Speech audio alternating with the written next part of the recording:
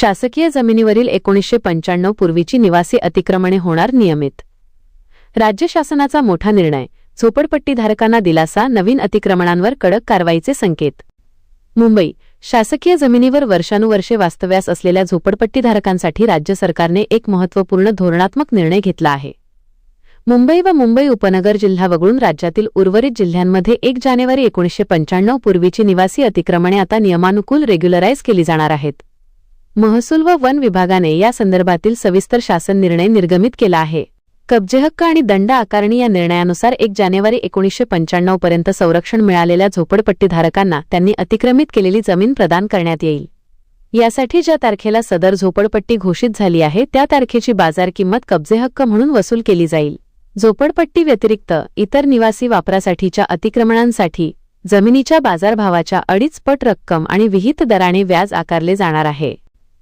वाणिज्यिक वापरासाठी कडक निकष, जर शासकीय जमिनीचा वापर व्यावसायिक किंवा वाणिज्यिक कारणांसाठी केला असेल तर अशा जमिनी नियमित करताना बाजार किमतीच्या 5 पट दंड आणि नियमित करण्याच्या तारखेपर्यंतचे व्याज वसूल केले जाईल। महत्त्वाची वैशिष्ट्ये आणि अटी।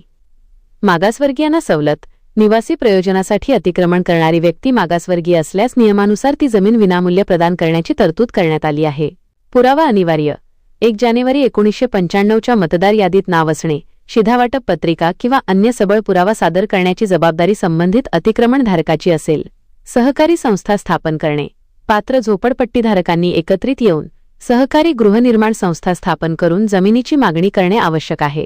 आरक्षित जमिनींवर निर्बंध।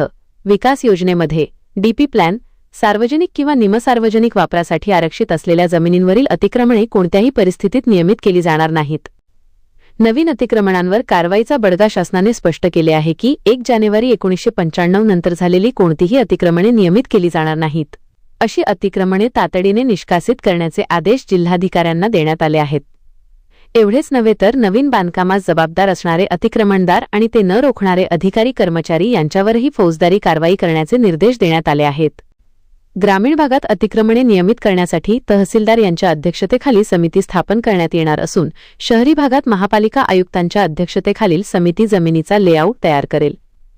या निर्णयामुळे राज्यातील हजारो कुटुंबांच्या घरांचा प्रश्न सुटण्यास मदत होणार आहे। व्हिडिओमधील शासन निर्णय व परिपत्रक आपणास हवे असेल तर ते आपल्या शासन निर्णय व परिपत्रक या टेलिग्राम चॅनलवर उपलब्ध करून देण्यात आलेले आहे। त्या ठिकाणावरून आपण ते डाउनलोड करून घ्यावे।